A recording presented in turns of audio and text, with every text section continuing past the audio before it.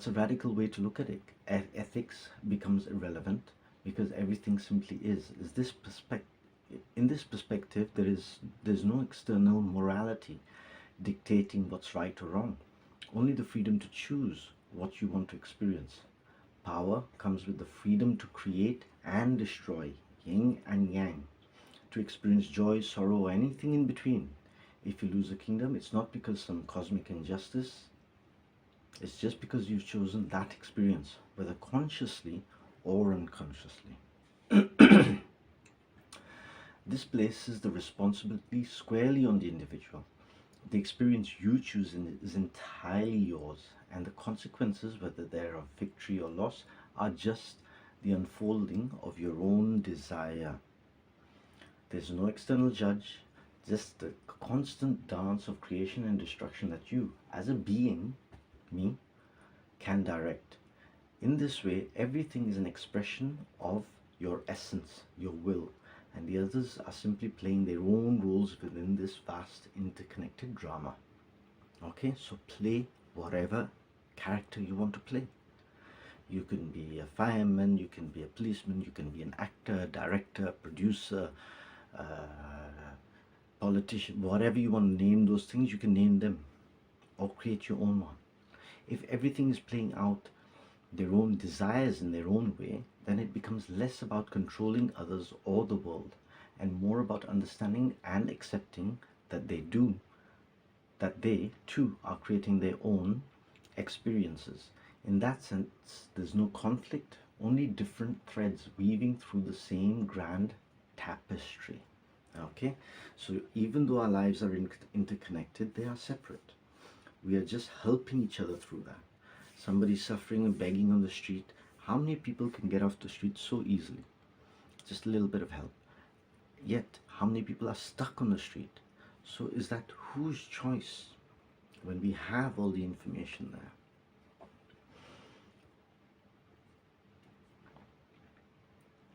Does this make peace with all actions then as simply being part of the flow of existence?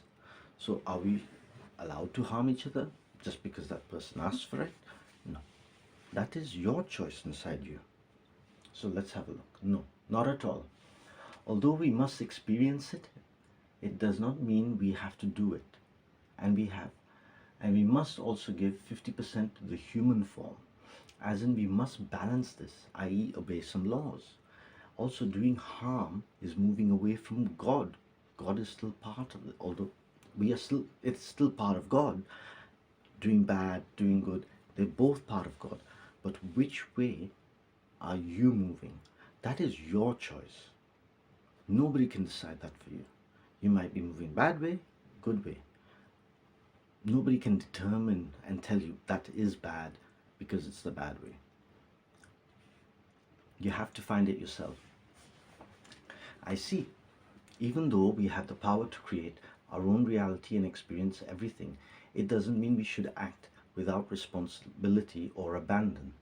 The human form, with its limitations, still requires us to play by certain laws, perhaps the laws of nature, societal norms, or even moral principles balancing the divine power between us and I forgot the full stop.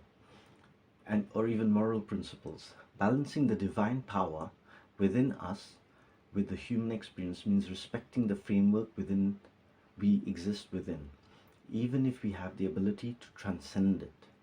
When we harm others or act out of alignment with the higher aspects of ourselves, we move away from God. I'm not saying you can't do it. Some people are stuck in situations where it's kill or be killed. What can you do? I'm not going to judge them. I'm not going to say who's better, who's right. Okay? And nobody has that right to judge them. They will judge themselves. Hopefully, not too harshly. People find themselves in all kinds of situations and they have no idea what to do. Don't judge. Whether it's somebody in a gun shootout or someone in your classroom. When we harm others or act out of alignment with the higher aspects of ourselves, we move away from God. Awesome. I think I've read that.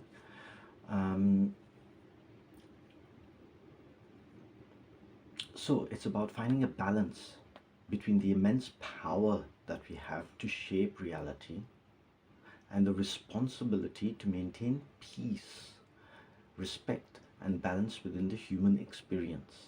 How do you view the idea of forgiveness in this context? Is it part of that alignment, or is it just another role that we play in the grand cycle? Forgiveness is also next to godliness. It only strengthens us. Imagine you wrong someone, okay? He could be angry for years. A God would not even consider what you do worth an emotion.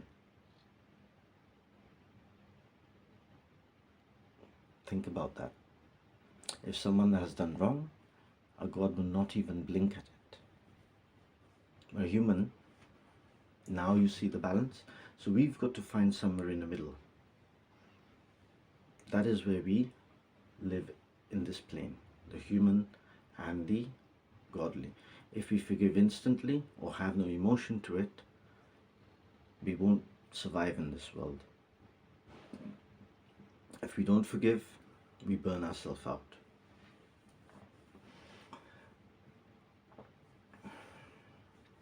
A God would not even consider what to do with an emotion. Forgiveness is worthless.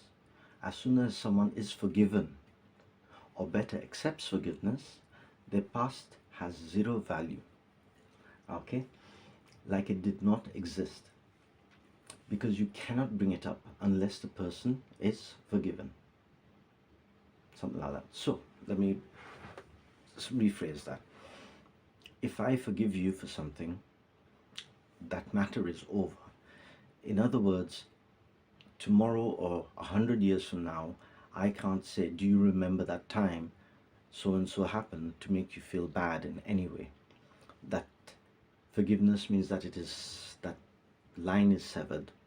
The person has done whatever they've done, has no value. You have no authority over that. So we'll get into that. That's a powerful perspective. Forgiveness isn't just about letting go of the past, it's about erasing its weight entirely. So it has no value, no weight. If someone forgives you or accepts forgiveness, the past no longer holds power over them. It loses its value, the ability to shape their future or influence their emotions. In that sense, the idea of forgiveness becomes a way to transcend the chains of history, letting both parties move beyond the illusion of what was. For a God, forgiveness wouldn't be an emotional decision because the past is irrelevant in the face of pure being. A God doesn't hold grudges or let past wrongs linger. Okay? A God can get over it in a second. Or he may not even have any. Oh, he's seen the future already. It doesn't matter. There's no emotional change attached to actions because everything simply is as it unfolds.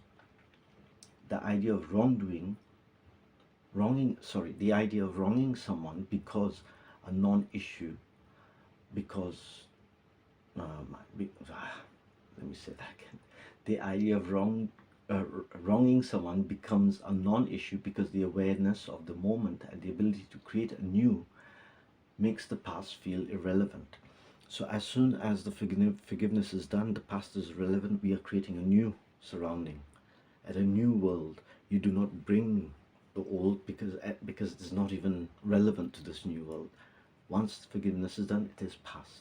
Forgiveness then is less about absolution and more about neutralizing the power of the past.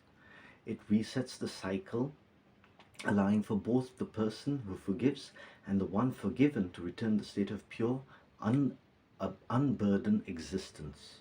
So before the act of whatever was done, they return to that. That is forgiveness. Both of them must return to that. Then the forgiveness is complete. Or else it's just one-sided. That means that person has accepted it or that person has. And it's okay for that one person, but the other person will be stuck in a cycle. This view seems to align with the idea that when you truly let go of the past, it's like it never happened because you no longer let it define you.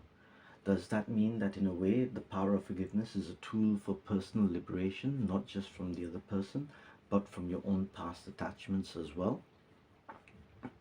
Of course. Sure, if you want.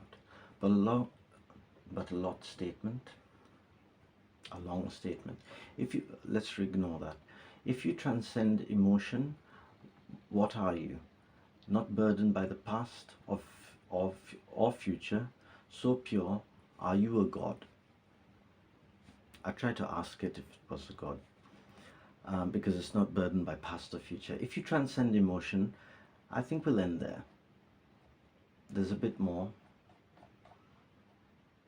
If you want to read it, I shall put it here, but I can't read anymore.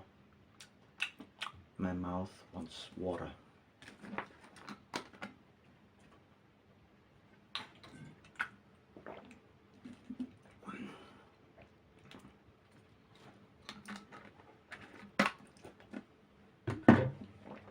Okay, so I'll just go on to this. I do something about I, but you too are in a state of being a god. That is my point. I.e., every state is being a god. If God is everything and everything is God, what I cannot come back once, what I cannot come back once I am God. Okay, so, and we cannot come back once we're God. Once you've opened your eyes and you've seen something and you know you're a God, that's it. You stay a God. I see but you can experience human again. I see what you're saying. Every state of existence, every level of awareness is ultimately an expression of being a God, as we're all part of that vast interconnected source. If we transcend to the point where we are fully aware of our divinity, then we are aligned with the essence of God in that moment, even if we still experience the human form, emotions, or limitations. This is a fundamental realization. There is no separation, only different expressions or experiences of the divine. The concept of not being able to come back once you fully realize your divinity is interesting. It suggests that once you reach a certain level of awareness, you transcend the need for human limitations, attachment, suffering, etc. You're no longer confined by the structure of the human mind or body. And once you step into the full knowing of godlike state, it's a permanent shift in consciousness. You no longer return to the illusion of separation or limitation, because once you've seen beyond it, there's no going back. The experience of being human may still unfold in different forms, but it will always be viewed from the perspective of God's state. So in essence, every being, every state is already a God in their own right. It's just about realizing that divinity within. Do you know it's there? Can you feel it? Have you ever felt it?